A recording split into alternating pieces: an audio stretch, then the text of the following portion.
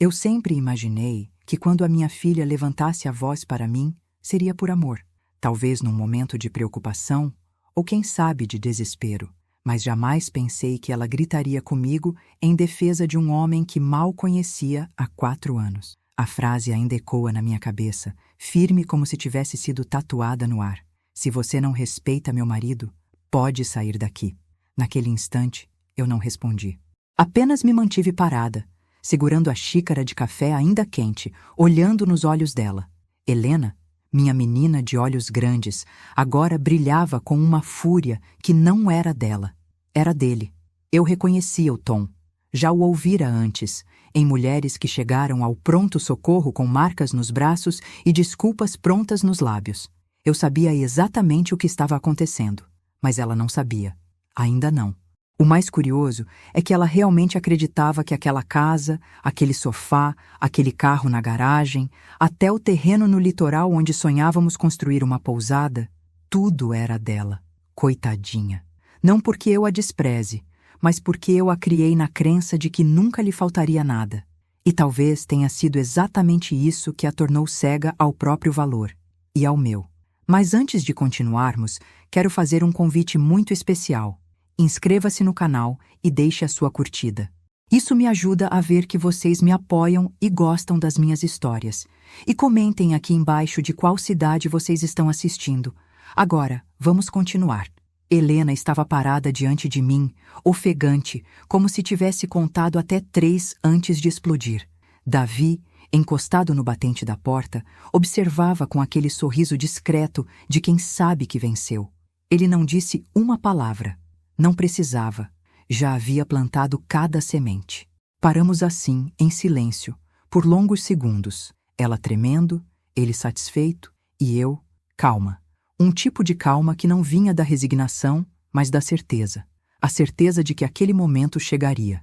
Eu havia me preparado para isso. Está bem, eu disse, colocando a xícara na pia, sem pressa. Helena piscou, confusa. Talvez esperasse que eu me humilhasse, que discutisse, que me justificasse. Mas eu não disse mais nada. Apenas dei as costas e fui para o meu quarto. No caminho, observei a casa que construí com meu marido, tijolo por tijolo. Lembrei das refeições que fiz sozinha enquanto Helena estudava fora. Lembrei das noites que passei velando o corpo dele quando o câncer estava em seus últimos dias. Lembrei das risadas, das tristezas, dos aniversários, dos natais. Eu havia amado demais ali, e agora era a hora de ir embora. Sentei na cama e abri minha pequena gaveta de documentos. Sim, eu tinha feito tudo com cuidado. Já estava em meu nome há anos. Escritura, contas, veículo, aplicações. Meu marido sempre dizia: Maria, garantia é silêncio. Amor a gente dá, patrimônio a gente resguarda. Na época eu achei exagero. Hoje agradecia por cada palavra. Fechei a gaveta e comecei a juntar minhas roupas. Uma mala só. Eu não precisava de mais. Quando passei pela sala novamente, Helena estava sentada, chorando em silêncio. O sorriso de Davi tinha sumido e no lugar dele havia irritação. Maria, a senhora está dramatizando, ele disse. Sorri de leve. Não, querido. Eu apenas estou obedecendo. Vi o desconforto nos olhos dele. Ele sabia. Pela primeira vez, ele percebeu que havia calculado errado. Não discuti. Não expliquei. Não olhei para trás. Saí pela porta e fechei com cuidado, como quem fecha um livro que ainda não terminou, mas que precisa deixar descansar antes de continuar. No dia seguinte, às 8 da manhã, a campainha do fórum tocou. Eu estava lá com meu advogado. Helena e Davi, ainda sonolentos, abriram a porta de casa com a notificação nas mãos. Despejo. Prazo. 30 dias. Todos os bens sob posse da proprietária, Maria Vasconcelos. E foi ali, naquele momento, na varanda daquela casa que ela achava ser dela, que Helena gritou novamente. Mas agora o grito vinha de um desespero antigo, infantil, quase animal. Mamãe, por favor, não faça isso! Não faça isso com a gente! Eu a encarei. Ela não sabia ainda, mas não era com ela que isso estava acontecendo. Era comigo. Era o fim de uma vida em que eu aceitava ser tratada como sobra. Eu respirei fundo. E sem um fio de raiva, apenas com amor firme, respondi. Minha filha, você me expulsou primeiro. E virei as costas. Eu não olhei para trás. Ainda não. Mas eu sabia que um dia ela iria olhar. E muito. Quando eu digo que aquele grito não me surpreendeu, é porque ele não foi o começo de nada. Ele foi apenas a última gota de uma história que vinha secando há anos. Para entender o que houve naquela sala, é preciso voltar no tempo. Muito antes de Davi. Muito antes de Helena se tornar adulta. Muito antes de eu aprender a engolir palavras duras para evitar machucar quem eu amava. Quando Helena nasceu, eu e Carlos vivíamos em uma pequena casa com paredes de madeira e telhas que rangiam quando ventava forte. Não tínhamos luxo, mas tínhamos uma coisa que hoje vale mais do que ouro: paz. Carlos era um homem simples, de mãos largas e olhar calmo. Trabalhava como pedreiro e sempre chegava em casa com cheiro de cimento e sol. Eu trabalhava como costureira. Minha vida era linha, tecido e ponto apertado para durar. Criamos Helena com todo o cuidado possível. Carlos tinha um jeito de olhá-la como quem olha para o futuro. Eu segurava sua cabeça enquanto ela dormia e imaginava quem ela se tornaria um dia. Sempre sonhei que ela fosse forte, independente e gentil. Talvez eu tenha errado ao tentar poupá-la de todas as dores. Talvez eu tenha amado de um jeito que sufoca ao invés de fortalecer. Quando Helena tinha 14 anos, Carlos recebeu um diagnóstico terrível: câncer no pâncreas. A doença veio como água quebrando pedra. Lenta primeiro, depois devastadora. Foram 2 anos longos, silenciosos e pesados. Helena passava tardes inteiras na biblioteca da escola ou trancada no quarto, fingindo que estudava, mas na verdade tentando não olhar para a morte que passeava pela nossa sala todos os dias. Eu nunca a culpei. Ela era só uma menina tentando sobreviver ao medo. Carlos morreu em uma manhã fria de julho. Eu segurava sua mão. Helena estava ao meu lado. Ele olhou para nós e disse: "Sejam gentis uma com a outra, sempre." Foi a última coisa que ele falou. Depois que ele se foi, a casa ficou grande demais. O silêncio ecoava. Helena entrou na faculdade e eu me afundei no trabalho. Costurava até tarde da noite para não pensar. Transformei cada lágrima em ponto firme. Foi também nessa época que comecei a juntar dinheiro. Cada centavo guardado era uma forma de manter viva a promessa que eu e Carlos havíamos feito. Helena nunca vai passar necessidade. Eu cumpri essa promessa com exatidão, talvez até demais. Quando Helena se formou, já era uma mulher bonita, inteligente, elegante, mas havia uma fragilidade nela, um medo constante de ser menos do que os outros esperavam. Ela se comparava com tudo e com todos. Era como se o mundo fosse um espelho onde ela procurava aprovação o tempo todo. Foi nesse período que ela conheceu Davi. Davi tinha aquele tipo de charme que se aprende, não nasce. Ele sabia usar palavras como se fossem instrumentos. Cada elogio tinha direção, cada gesto tinha cálculo. Ele se aproximou de Helena devagar, elogiando suas ideias, seus projetos, seus sonhos. Ele dizia frases como: "Você nasceu para algo maior. Você merece conforto. A vida não pode ser feita de pequenas migalhas." Eu observava, não por ciúme, mas por experiência. Eu já tinha visto esse tipo de homem antes, nos corredores do hospital, na sala de espera da delegacia, nas lágrimas silenciosas que eu já enxuguei de mulheres que acreditavam que amor era ser escolhida. Mas Helena estava encantada, e eu, sendo mãe, não quis ser a vilã da felicidade dela. Apenas acompanhei. Linda enganação é difícil de disputar.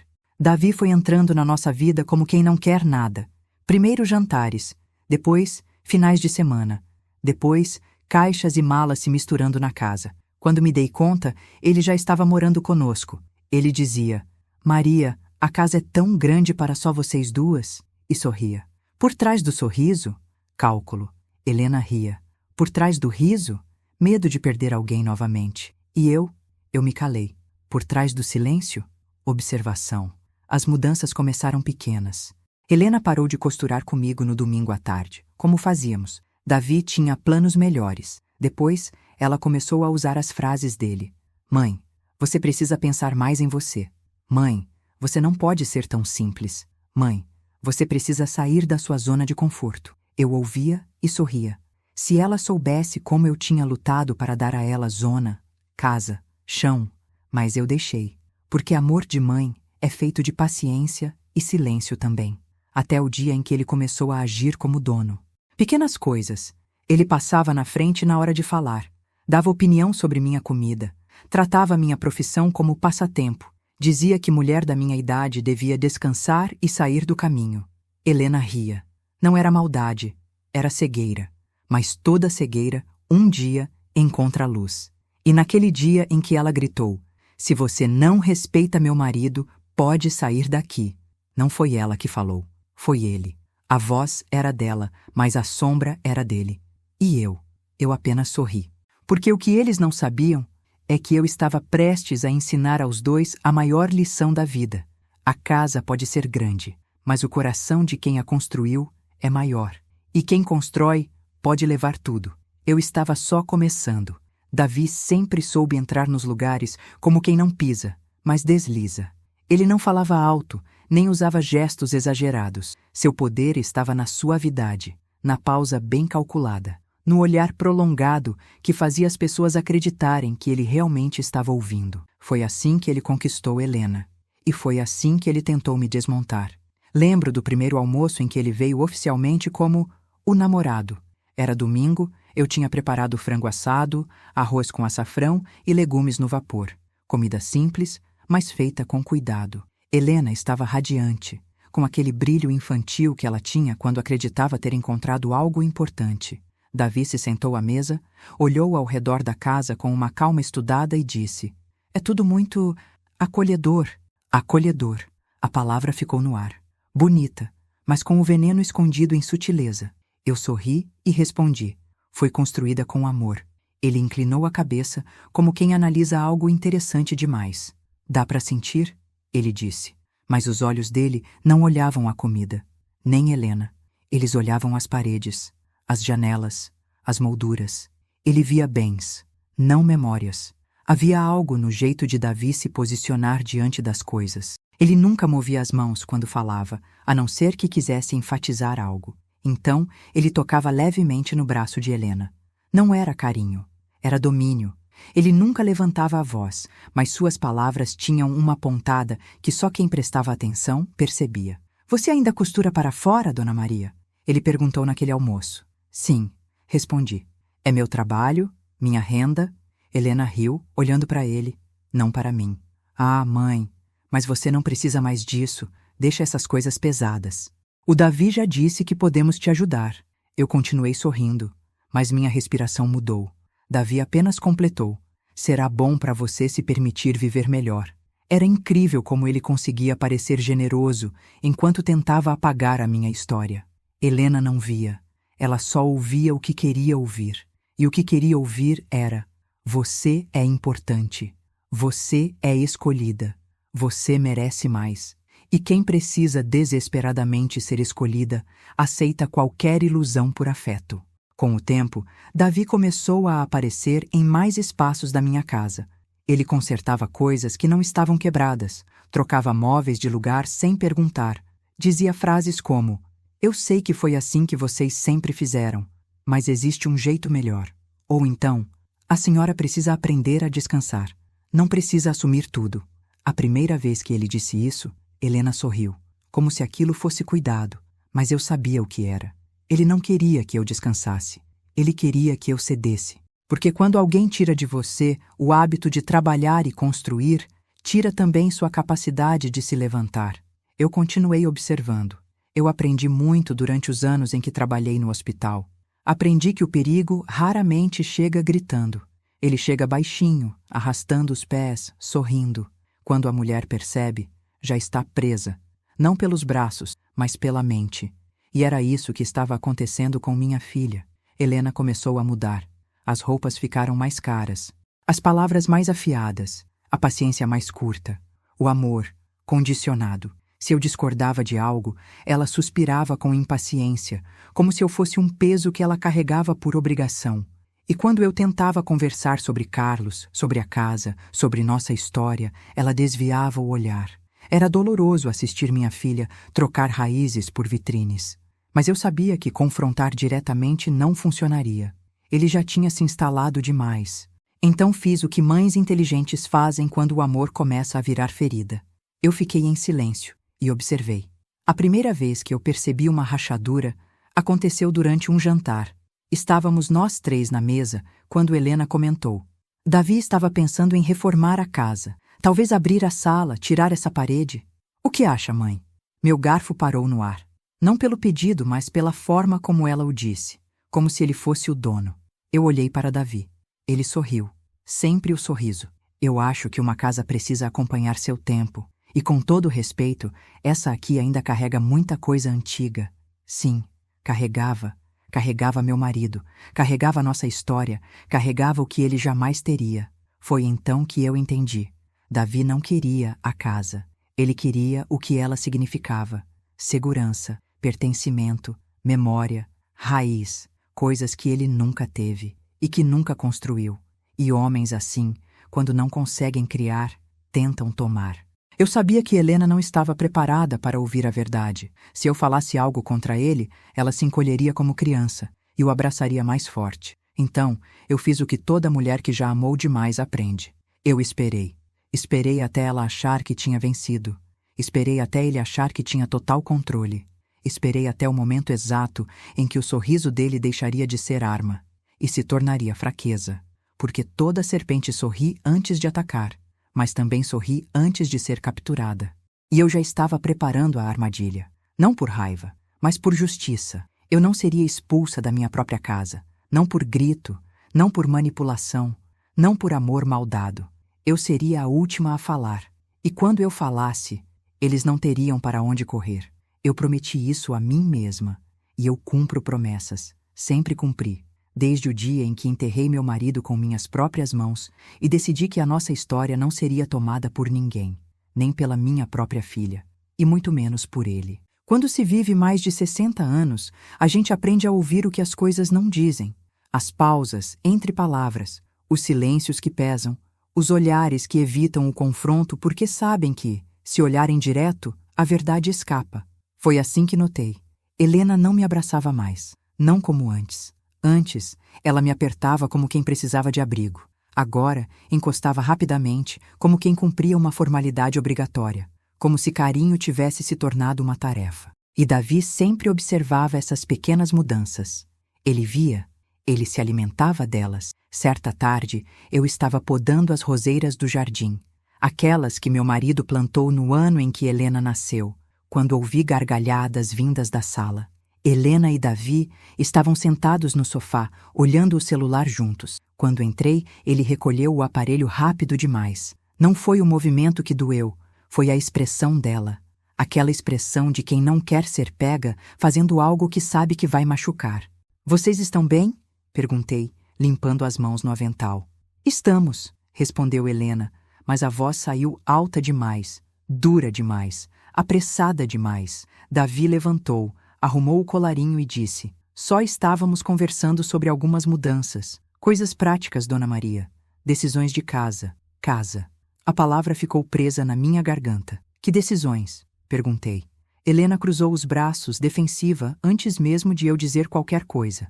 Sobre a escritura, ela disse. Eu respirei fundo. Aqui estava, o começo do cerco. A escritura está no meu nome e no do seu pai, respondi. Helena suspirou, irritada. Sim, mãe. Mas é isso que estou dizendo. Papai já morreu. A casa deveria ser minha. Eu não respondi imediatamente. Não foi falta de palavras, foi excesso. Davi tocou o ombro dela, daquele jeito calculado de quem acalma para controlar. A lei daria razão a Helena, ele disse, com voz doce demais. Eu o encarei, direto, sem piscar. Não é sobre lei, respondi. É sobre respeito, ele sorriu. Aquele sorriso que eu já conhecia. Sorriso de predador paciente. Todos queremos respeito, Dona Maria. E então, ele se afastou para a cozinha, como se fosse apenas preparar café. Mas eu sabia. Aquilo não era conversa. Era estratégia. As semanas seguintes foram uma lenta batalha silenciosa. Eu chegava na cozinha e encontrava coisas fora do lugar. Documentos que antes estavam na gaveta da sala sumiam e reapareciam no quarto de Helena. A lista de compras passou a ser decidida por Davi. E, aos poucos, objetos do meu marido desapareceram. Um porta-canetas, um paletó, um livro. Quando perguntei, Helena sorriu desconfortavelmente. Ah, mãe, essas coisas velhas. Davi disse que era melhor desapegar. Eu ouvi. calada. Mas por dentro, minha alma apertou como mão fechando faca. Não era só controle material, era apagamento. Mas apagar um amor que foi vivido é impossível. A memória é teimosa. E eu também. A gota d'água veio num sábado. Eu estava preparando café quando ouvi a frase. Helena, ao telefone, dizia: Claro, amor.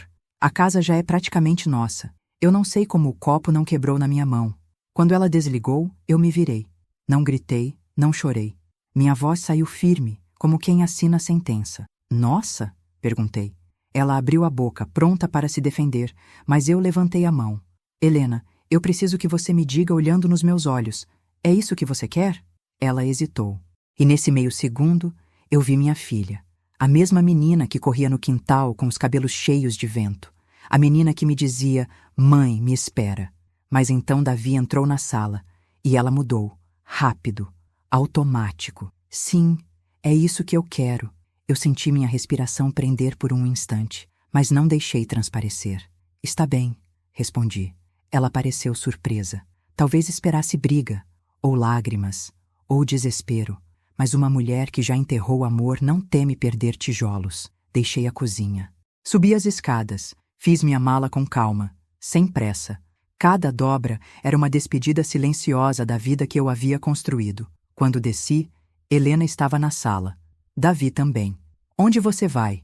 Ela perguntou, a voz trêmula, embora tentasse mantê-la firme. Foi então que eu disse a frase que ficou marcada para sempre. Se você não respeita meu marido, pode sair daqui, gritou minha filha. Eu apenas sorri. No dia seguinte, eu desapareci. Com a casa, com o carro, com as economias, com tudo que ela achava que já era dela. Não por vingança, mas para que ela sentisse o peso de tomar algo que não se conquista, mas se constrói.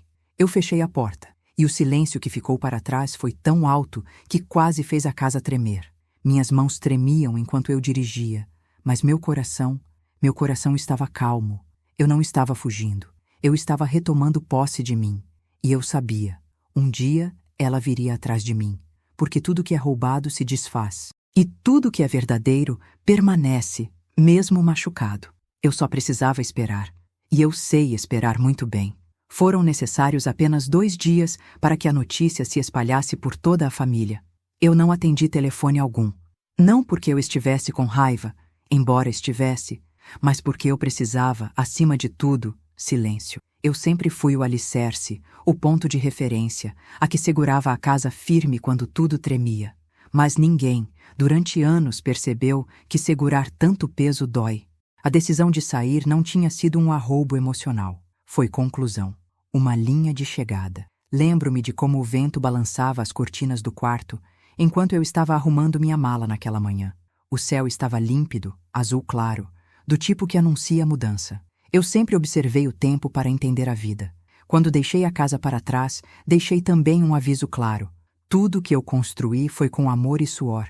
Nada foi dado. Portanto, nada será tomado. Eu fui para uma pequena cidade litorânea, onde eu costumava passar alguns feriados com meu marido. Lá, eu conhecia gente simples, gente que sorri com o rosto inteiro, não só com os dentes. Aluguei uma casinha branca com varanda e janelas azuis, a 2 quadras do mar. O piso antigo rangia, a pintura descascava em alguns pontos, mas havia paz.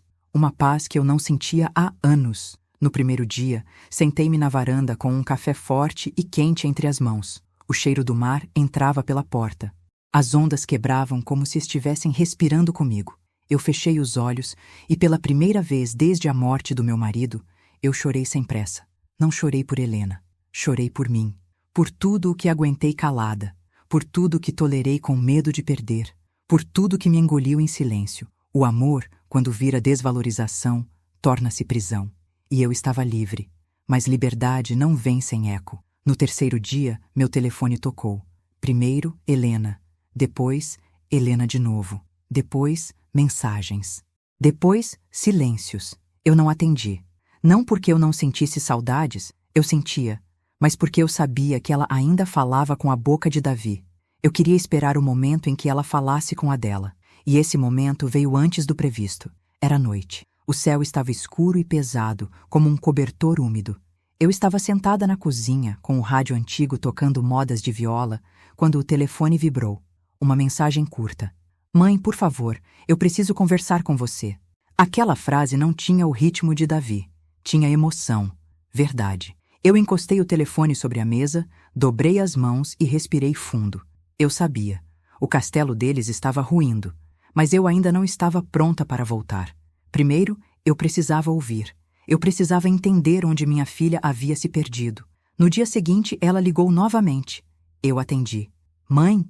A voz dela saiu baixa, quase uma criança outra vez. Estou aqui, respondi. Ela chorou. Sem palavras, sem explicação, apenas chorou. E eu ouvi. Até que ela disse: Ele me deixou com dívidas. Mãe, ele ia vender a casa. Ele disse que tinha direito. Meu sangue gelou, mas minha voz permaneceu firme. Helena, antes de continuarmos, parei e respirei devagar. Você sabia quem ele era. Você só decidiu não ver. Silêncio. Um silêncio pesado, duro, cheio de verdades cruas. Eu sei, ela sussurrou. Mas olhar agora significa crescer, completei. Ela respirou fundo, soluçando. Mãe, volta para casa, por favor. Eu olhei para o mar pela janela. As ondas continuavam quebrando. Ainda não, respondi. Ela ficou em silêncio, surpresa. Não, perguntou frágil. Ainda não, repeti. Primeiro, você precisa aprender a ficar em pé sem me usar como muleta. E antes que ela pudesse responder, eu acrescentei. Antes de continuarmos, me contem nos comentários o que vocês acharam da história até agora e o que fariam no lugar dela. Não saiam do vídeo, porque o que vem a seguir vai dar arrepios. Permaneci com o telefone na orelha, ouvindo sua respiração quebrada. Eu não sei como fazer isso. Ela sussurrou, quase sem voz. Eu sei, respondi com serenidade. Mas eu vou te ensinar, só que você vai aprender longe de mim por enquanto. Ela chorou mais, mas era um choro diferente. Não era desespero, era despertar. E eu sabia. O vínculo não estava quebrado. Ele só precisava ser reconstruído do zero, sem Davi, sem controle. Sem gritos, só mãe e filha. Mas para isso, uma queda ainda precisaria acontecer. Uma queda que estava preparando o terreno para algo maior. Porque o que eu descobri, uma semana depois, fez meu estômago virar. E foi aí que tudo realmente começou. Uma semana havia se passado desde aquela ligação.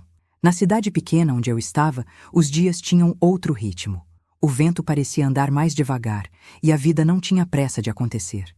Eu acordava cedo, tomava meu café enquanto observava as gaivotas sobrevoando a praia e depois caminhava com calma pela areia fria da manhã. Eu estava aprendendo a existir sem servir.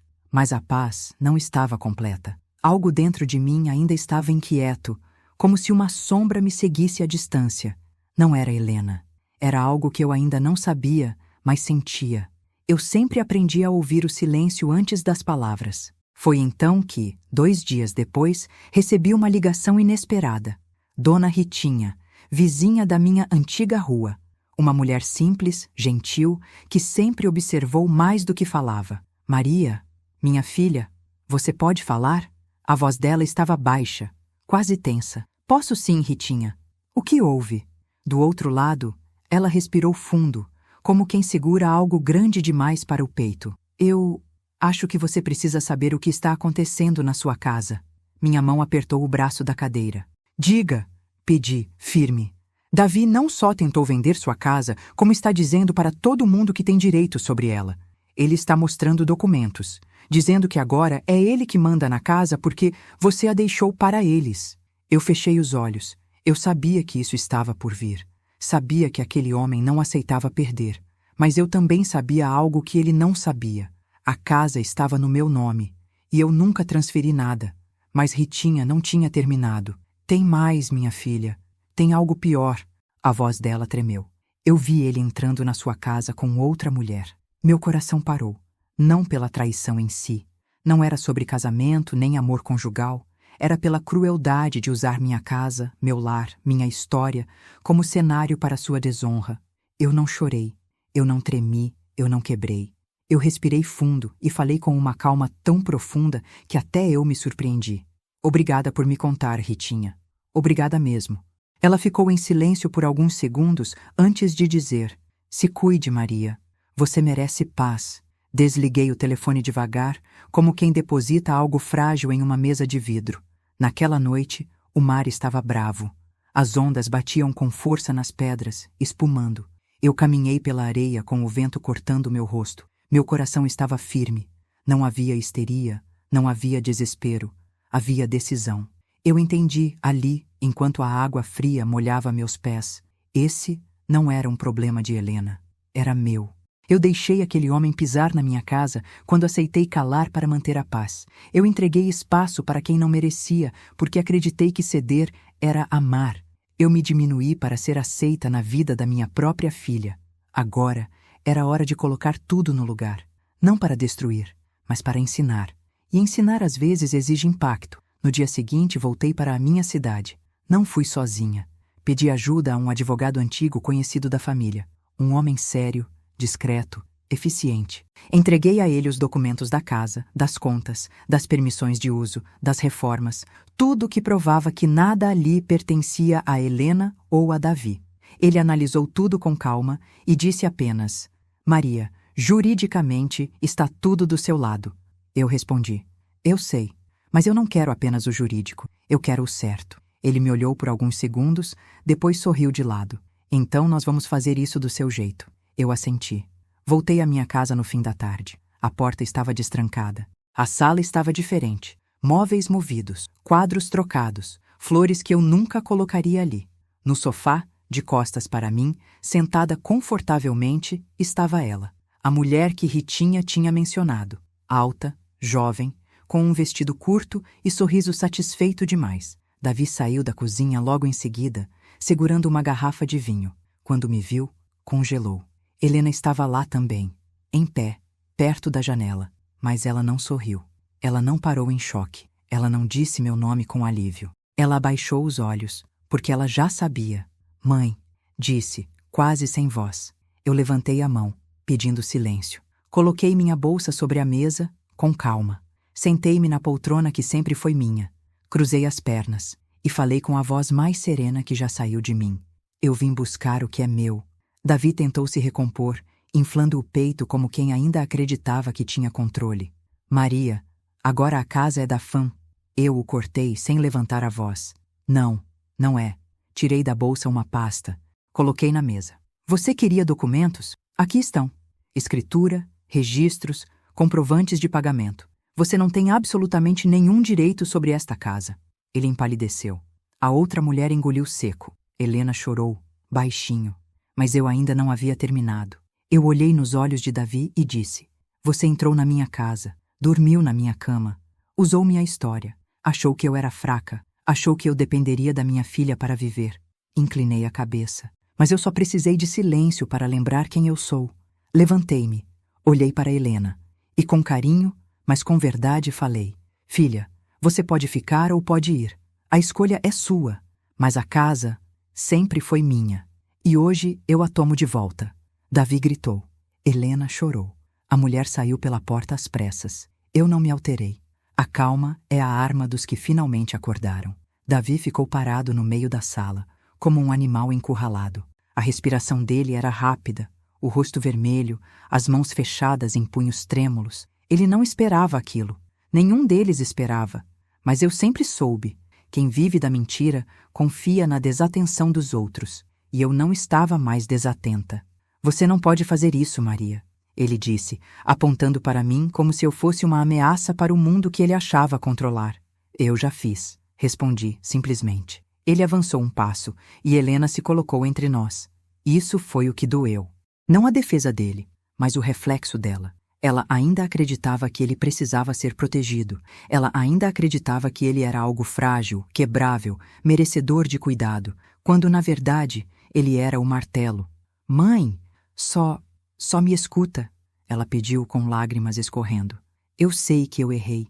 Eu sei. Mas eu achei que ele nos manteria juntos. Eu achei que ele... Eu toquei seu braço. Ela se calou.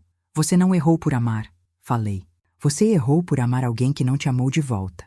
Helena fechou os olhos, soluçando. Davi riu, um riso curto, debochado, sem paciência. Ah, por favor, muito drama. Helena, Você sabe que sua mãe sempre foi exagerada, sempre quis controlar tudo. Agora quer se fazer de vítima. Eu virei o rosto para ele devagar, não com ódio, com clareza. Eu nunca precisei controlar nada, Davi, porque nada do que construí veio de pessoas como você. Minha voz saiu firme, mas não alta. A casa, o carro, as economias, a minha vida, tudo foi conquistado enquanto você provavelmente ainda pedia dinheiro emprestado à sua própria mãe para comprar cigarro. Ele congelou. Helena arregalou os olhos, surpresa. Eu continuei. Eu te conheci, eu te observei e eu esperei. Porque o tempo, Davi, o tempo descobre o que as palavras escondem. Ele abriu a boca para falar algo, mas eu levantei a mão e ele parou. Pegue suas coisas e saia da minha casa. A sala ficou silenciosa. As paredes pareciam segurar a respiração. Você não manda em mim! Ele gritou por fim. Juridicamente, eu mando, respondi. E então, calmamente, coloquei sobre a mesa a ordem de desocupação emergencial, assinada pelo juiz, protocolada naquela manhã. O impacto foi como um baque seco, um som sem som. Davi pegou a folha, leu, tentou entender, mas o que doeu mesmo foi que ele perdeu. E naquele momento ele soube. Ele me olhou como se fosse me atacar, mas não atacou. Ele sabia que homem nenhum sobrevive ao ridículo. Virou-se, pegou o casaco e saiu batendo a porta. A outra mulher deveria estar esperando no carro, ou em outro lugar. Pouco importava. O silêncio que ficou não era tenso, era libertador. Helena caiu no sofá, cobrindo o rosto com as mãos. Chorava com um desespero que eu não via desde quando ela era criança, depois de um pesadelo. Eu me sentei ao lado dela. Ele me jurou que ia mudar, mãe.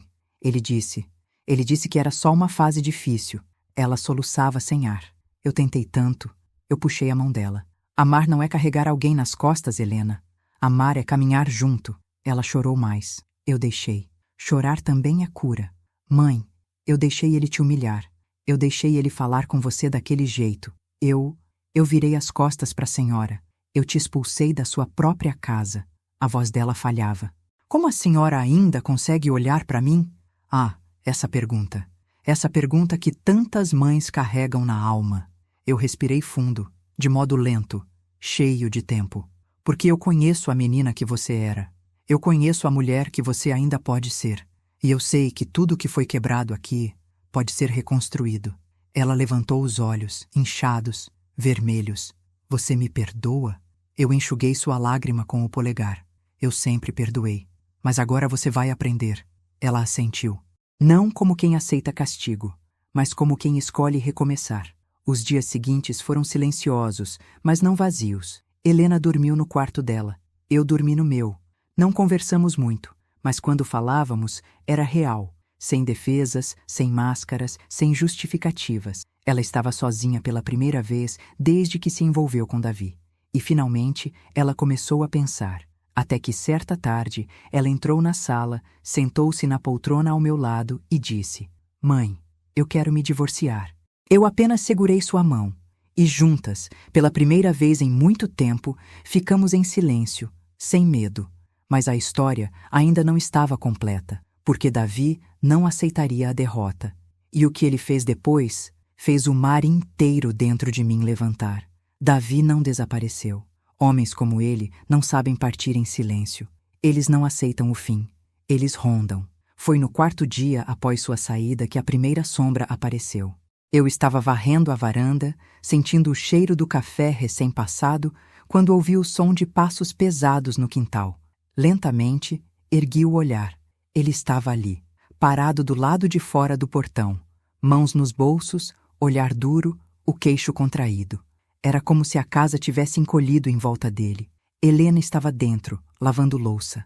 Ela não o tinha visto. Maria.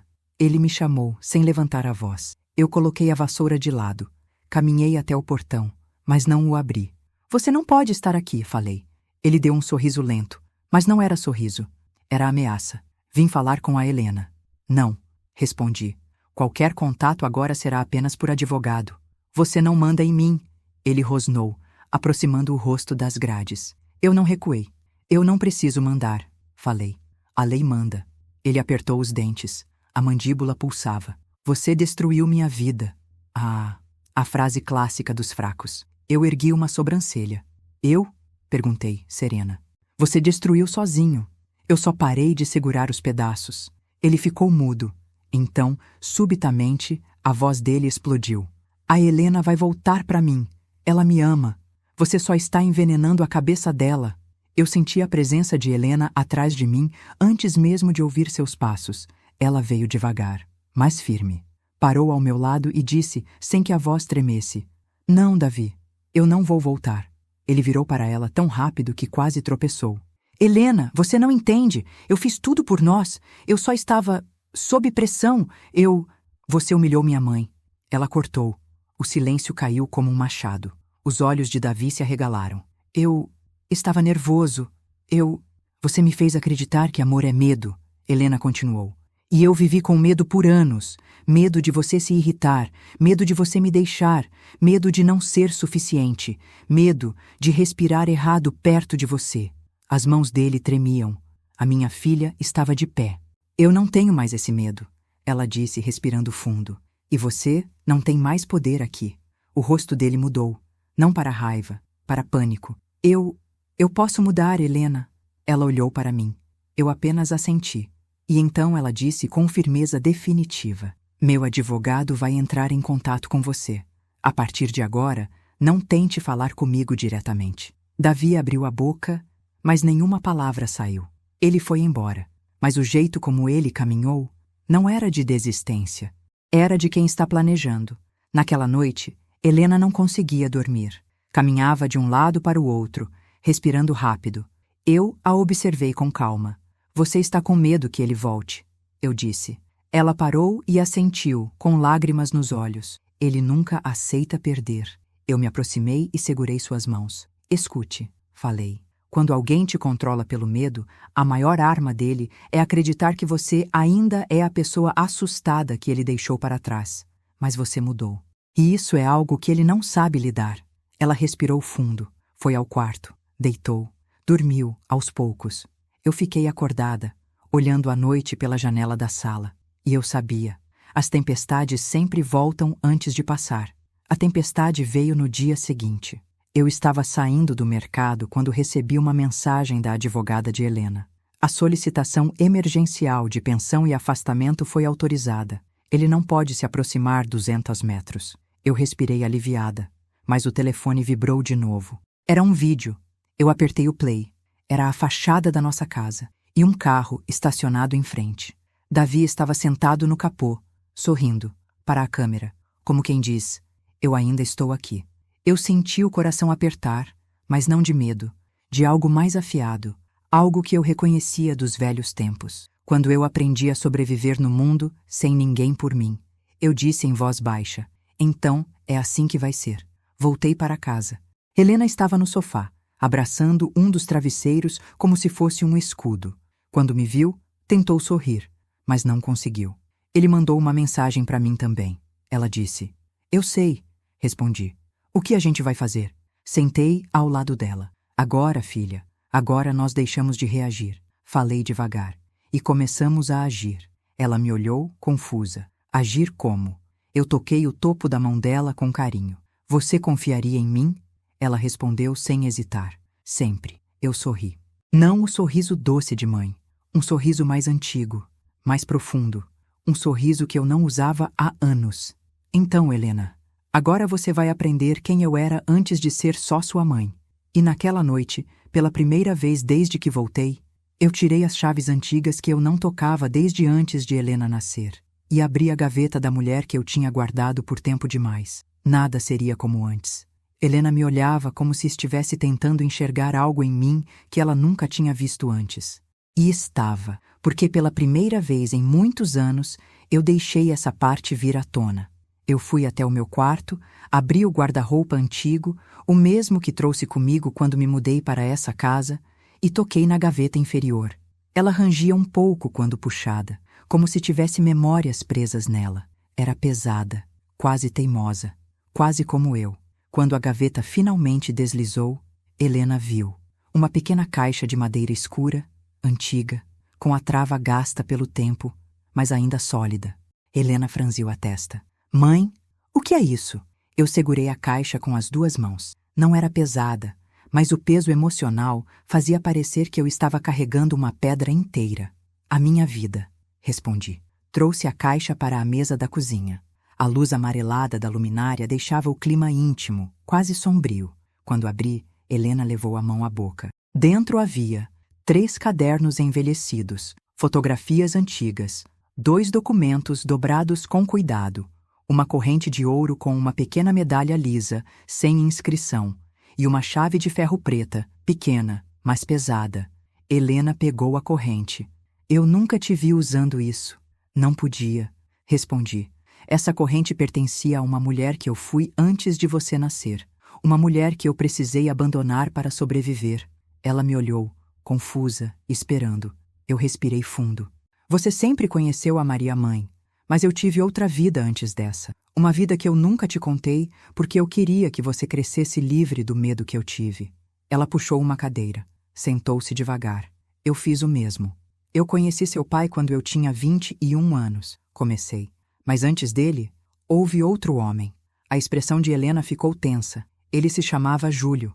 Eu tinha só 17.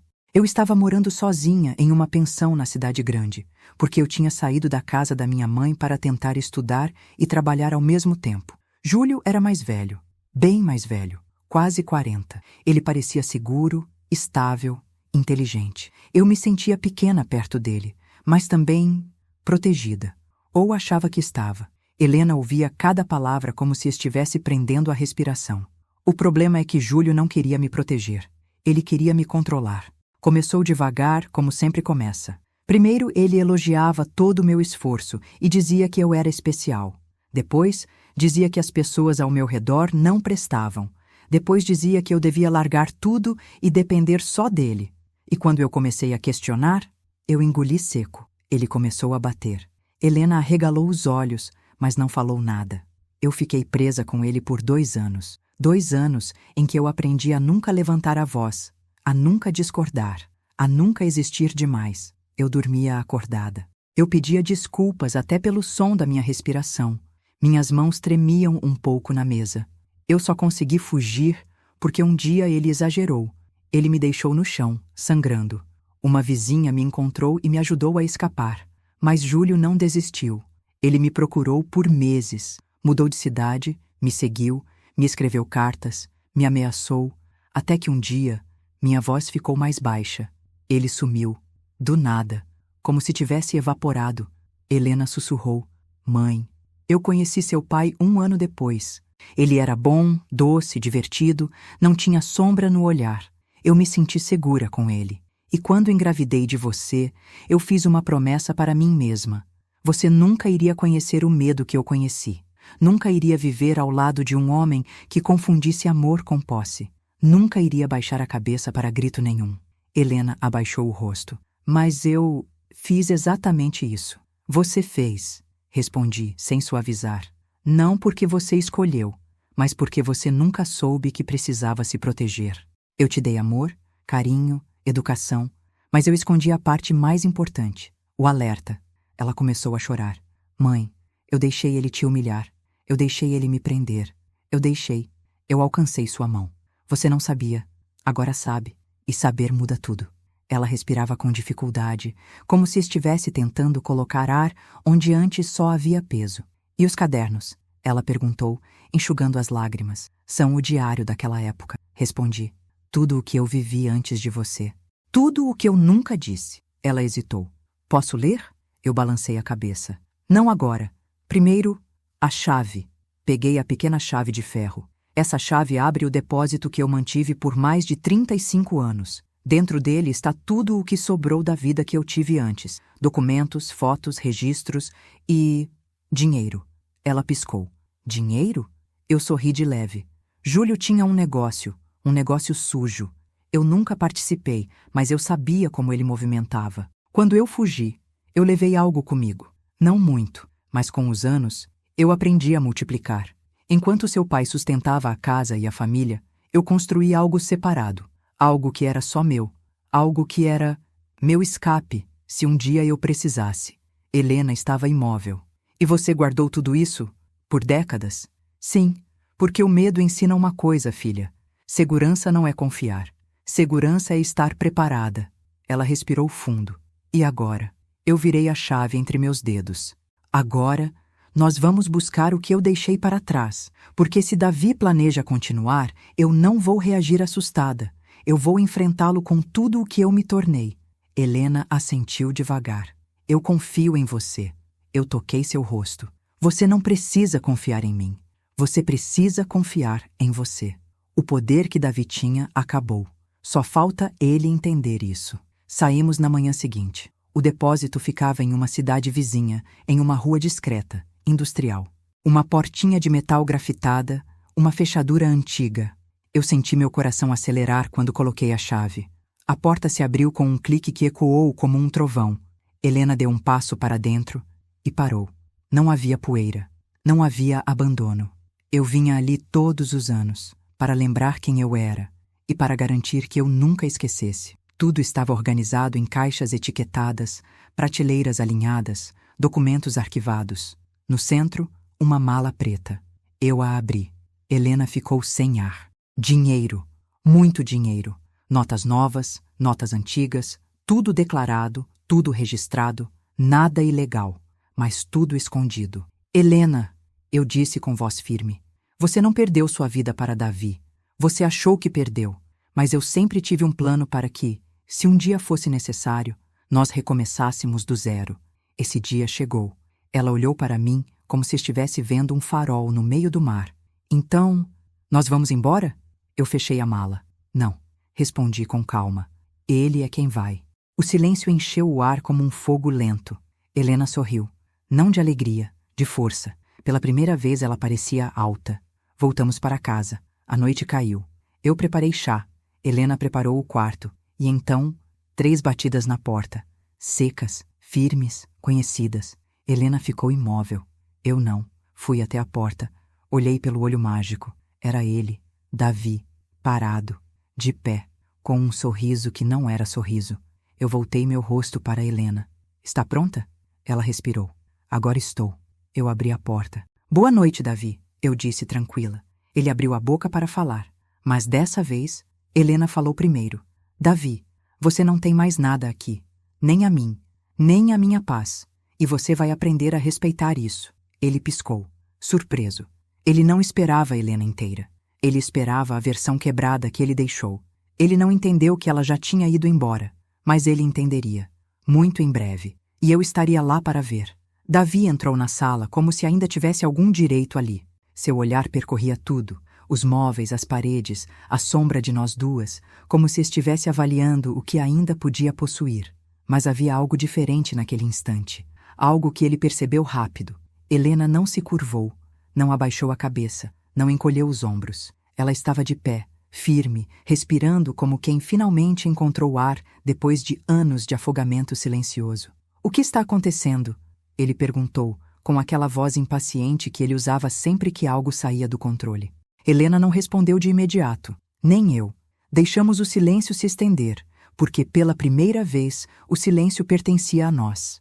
Eu vim conversar, ele continuou, tentando suavizar o tom. A gente pode resolver isso sem drama. Eu vi Helena sorrir, um sorriso pequeno, mas cheio de significados. Não há drama aqui, Davi, ela disse. Há decisão. Ele franziu o senho. Decisão? Sim. Ela cruzou os braços. Eu estou me separando de você. A respiração dele falhou por um segundo. Foi quase imperceptível, mas eu vi. Ele nunca esperou que ela fosse capaz de dizer isso. Ele acreditava que ela era mole, flexível, moldável. Ele nunca entendeu que a doçura dela não era fraqueza, era resistência. Separação? Ele repetiu como se a palavra fosse uma língua desconhecida. Por causa de quê? De picuinhas? Coisas ditas no calor da hora? Você está ouvindo sua mãe demais, é isso?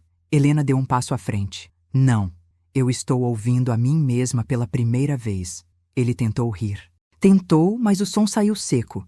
Eu percebi que ele começava a entender. Eu amo você, Helena, ele disse, agora mais baixo, quase implorando. Eu fiz besteiras, eu exagerei, mas a gente pode consertar. Todo casamento passa por altos e baixos. Amor não é controle, Helena disse, firme. Amor não é falar como se eu fosse pequena, fraca, incapaz. Amor não é me isolar de todo mundo. Amor não é medo. Davi desviou o olhar, como se fosse incapaz de encarar a verdade. Eu nunca quis te machucar, ele murmurou. Mas machucou. Helena respondeu sem raiva. E se eu ficasse, você machucaria de novo, porque você não muda enquanto acredita que tudo que faz é justificável. E você sempre acreditou nisso. A verdade ecoou no ar. Davi tentou se recompor, recuperar a autoridade que acreditava possuir. E vai viver de quê? Vai fazer o quê? Acha que consegue se virar sem mim? Eu me levantei então. Não como mãe, mas como mulher que já esteve exatamente onde ela estava. Ela não vai viver sem você, eu disse calmamente. Ela vai viver livre de você. Ele me encarou, irritado. Isso não é decisão sua. Eu sorri. Um sorriso lento. Um sorriso que dizia que ele estava atrasado para a própria compreensão. Não é minha, é dela. Mas a minha parte é garantir que você não impeça. Foi então que coloquei sobre a mesa a pasta com documentos, conta conjunta transferida, bens registrados, tudo organizado de maneira meticulosa, precisa, incontestável. Ele ficou pálido. Como? Ele engasgou. Eu vivi com medo uma vez, eu disse. Nunca mais vivi sem preparo. Helena colocou a mala ao lado da porta. Não era fuga, era partida escolhida. Davi estava diante de algo que ele nunca soube enfrentar. Limite. Ele tentou um último movimento, uma última manipulação, a carta emocional. Helena, eu não sei viver sem você. Ela respirou profundamente.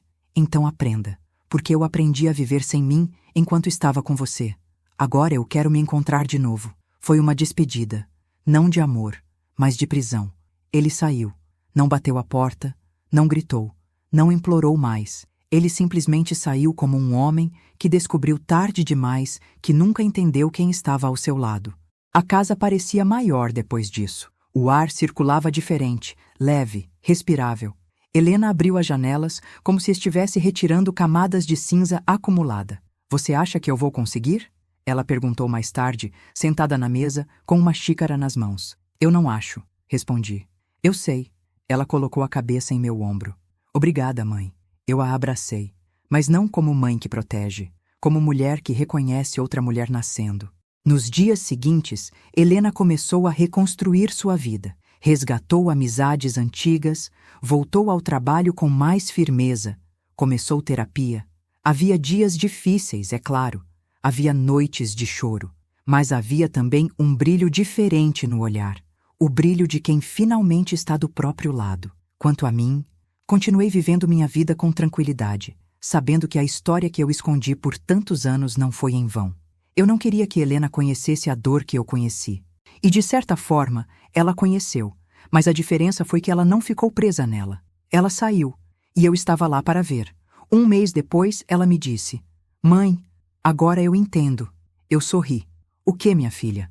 Que amor nunca deve pedir para a gente diminuir. Amor de verdade faz a gente caber inteira. Eu apertei sua mão. Sim, e você, Helena, sempre foi grande. Só precisava lembrar.